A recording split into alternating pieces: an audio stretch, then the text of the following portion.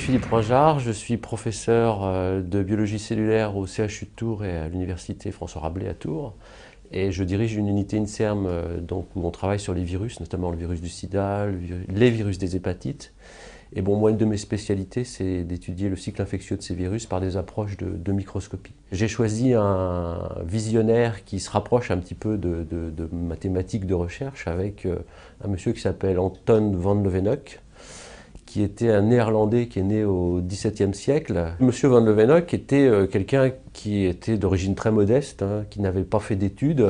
Il avait une formation de drapier et il a mis au point des petits microscopes de 10-15 cm pour étudier finalement la qualité de ces tissus.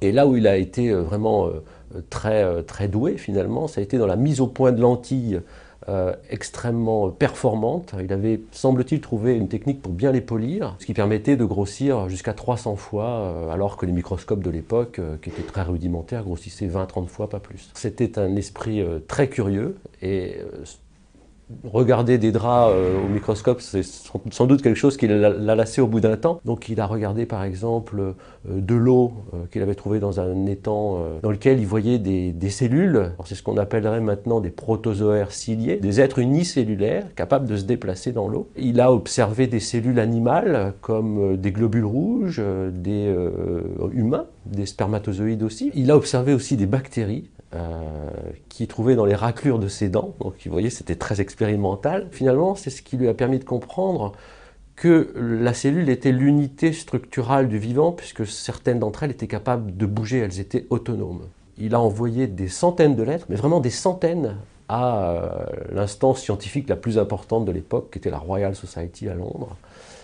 Et personne ne le croyait. Et puis, ces lettres, elles étaient écrites en néerlandais, parce que c'était la seule langue qu'il connaissait. Je vous ai dit, il n'a pas fait d'études supérieures. Et la langue de l'époque, c'était le latin, la langue des scientifiques en tout cas. Tout ça faisait qu'il n'était pas très crédible. Mais comme c'était quelqu'un de très persévérant, entêté, et qu'il a envoyé des centaines de lettres, la Royal Society a fini par décider d'aller vérifier tout ça et d'envoyer une délégation à Delft.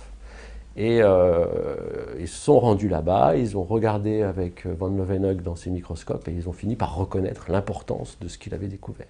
Il a même obtenu ce qu'on appellerait maintenant un grade de docteur honoris causa, qui lui a été décerné par l'université de Louvain. Mais tout ça sans jamais bouger finalement de sa ville de Delft. Il a été aussi admis à la Royal Society de Londres, mais il ne s'est jamais déplacé là-bas pour écouter ou donner un séminaire. Finalement, il est resté très casanier dans sa ville, il a continué à faire énormément d'observations, il a continué à envoyer ses lettres à la Royal Society pour finalement abonder dans toutes ces connaissances scientifiques qu'il a pu apporter avec ses microscopes.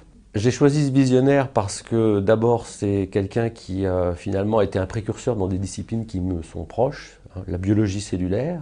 Quelque part, il est aussi le précurseur de la microbiologie parce qu'il a été le premier à visualiser des bactéries. Alors ça a été effectivement un visionnaire au sens propre parce qu'il a vu des choses que personne n'avait vues, mais il a aussi imaginé un concept, encore une fois, ce concept de cellule comme unité structurale du vivant que personne n'avait imaginé au départ et qui maintenant est vraiment au cœur de la biologie moderne.